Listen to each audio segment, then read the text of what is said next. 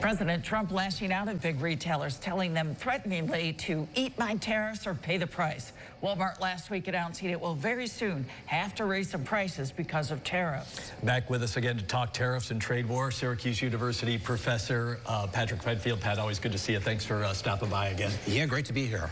So let's start here. There have been some deals made on tariffs, including with China. We know that in about 90 days or so.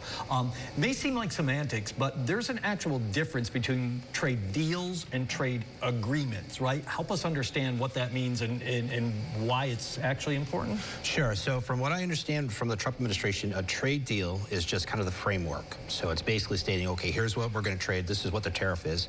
And then a trade agreement is the actual agreement itself. And that takes years to actually get through. So you've got governing bodies, you've got other countries that have to review it, and then they have to approve it. And that's how those trade agreements happen. So a deal a little less formal and certain could be changed more quickly, potentially fall apart than, say, an agreement that's more legislative, I guess? Yeah, absolutely. Okay. It's probably a memorandum of understanding. Okay. So it's, again, just a framework of what the actual trade agreement is. Okay. All right. We want to dive into what the impact has been so far of the 90-day trade truce with China.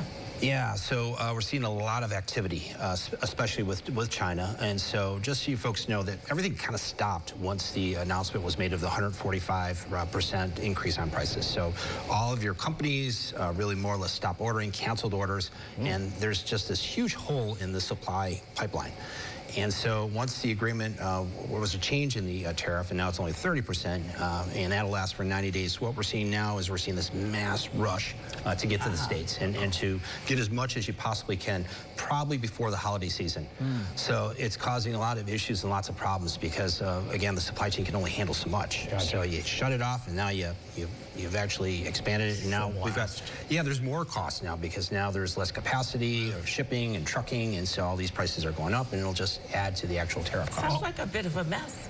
Oh, it's a huge mess. Yeah, you can't start and stop the supply chain. It just doesn't work that way. Yeah, that's what I was going to ask. You talked about that as far as capacity. I mean, it's almost, I guess, like selling seats on an airplane, right? I mean, as they go, I mean, the prices probably go up. So as the ships fill up and the containers fill up, the prices get higher for that coveted space. That's a great analogy, and you're I'm going to teach your class someday. No, I'm not. No. That is an excellent analogy. That's what usually is supply and demand. So we dropped tariffs a little bit, but we're increasing costs in other areas. Right, exactly. And so that's the unfortunate thing with what's happening in the supply chain today. Right. Seems like we've got a different kind of trade war going on. Now, as we mentioned off the top there, kind of between companies. The president literally lashing out at retailers like, as we mentioned, Walmart there.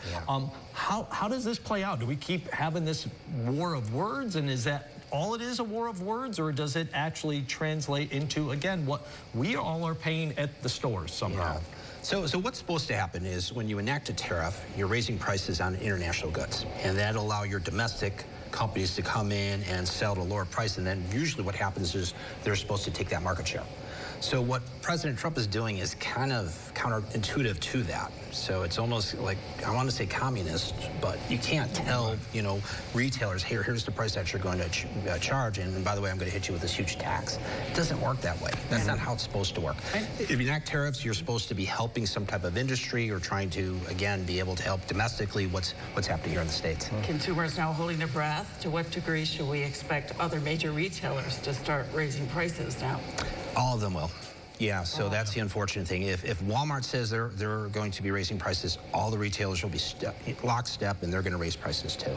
Is that, we've got about a minute or so left, Patrick, is that just pure economics, or do other retailers now feel empowered, like, hey, Walmart was the one that put themselves out there and said, we're going to be raising prices, so it's okay for us to do it now too? Or is it simply the way the economics are playing out with the tariffs that they really have no choice but to do it, and now is where it's starting to hit?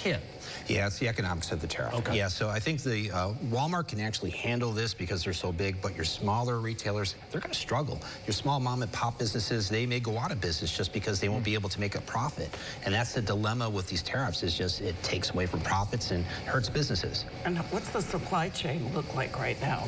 It's a mess. Yeah, boats in the water? Yeah, we've got, here's what's happening. So you've got a lot of activity in China. You've got factories that are producing like crazy amounts. They're They're actually accepting minimum orders, so you have to order a certain amount.